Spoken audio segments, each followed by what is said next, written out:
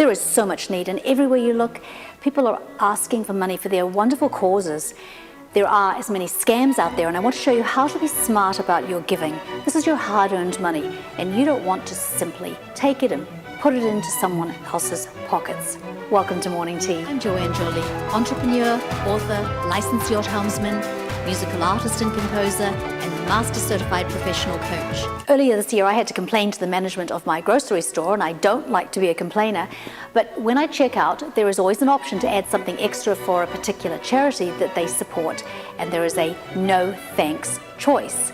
But on that particular day, it said something along the lines of, do you want the children to starve, yes or no? So I went to the management and I said, this isn't right to attempt to guilt me into giving. Of course I don't want the children to starve and die. You don't know me, you don't know what I give, what my tithes might be, and it's impossible to give to every good cause. So I said, I'm requesting that you change the wording. And I'm guessing I wasn't the only one, because it wasn't too long after that the wording went back to no thanks. But there are unscrupulous organizations who know what they're doing, and others who are ignorant of the rules. And the rules apply whether you're ignorant or not, but they mishandle the funds. We just saw this hit the headlines. There was outrage over a charity that had taken in about $90 million and potentially misused the funds, purchasing luxury residential property valued at about $6 million. And further, they used it for some non-charitable events, which is not allowed. So the co-founder claimed ignorance and a lot of other things that I won't go into, but she knows now.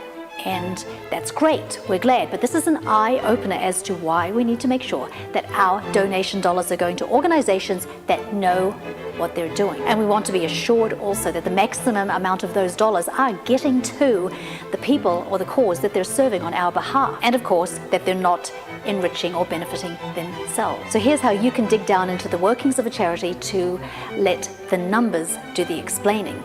The Form 990 is required by the IRS to be filed annually by all 501c3 charitable organizations, and this form will show all the income, where it comes from, and the expenses, including a breakdown of what the directors are being paid and additional benefits and perks, which could be things like travel allowances and so on.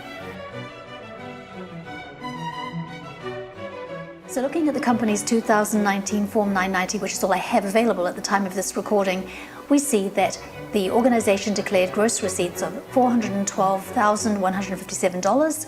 Of that, $200,695 was paid to the founders in salaries and benefits. Actual salaries paid to the founders was $98,433 to Angie Wesley and $88,000 to Denise Stein.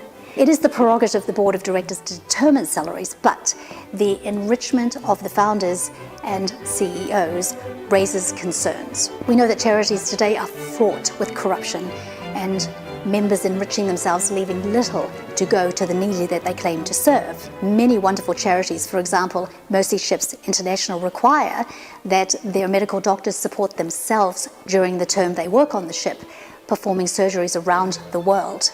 As a way of comparison, Mercy Ships' 2018 gross receipts were over $100 million, with the CEO's compensation only a fraction of that, at $241,000 and $282,000. This is reasonable compensation for operating a massive international corporation like Mercy Ships. There are many large charities that put their 990 right on their website as a way of being fully transparent. But you can write and request that a copy is sent to you, or you can go to a site like GuideStar and find them and the documents. So follow the money.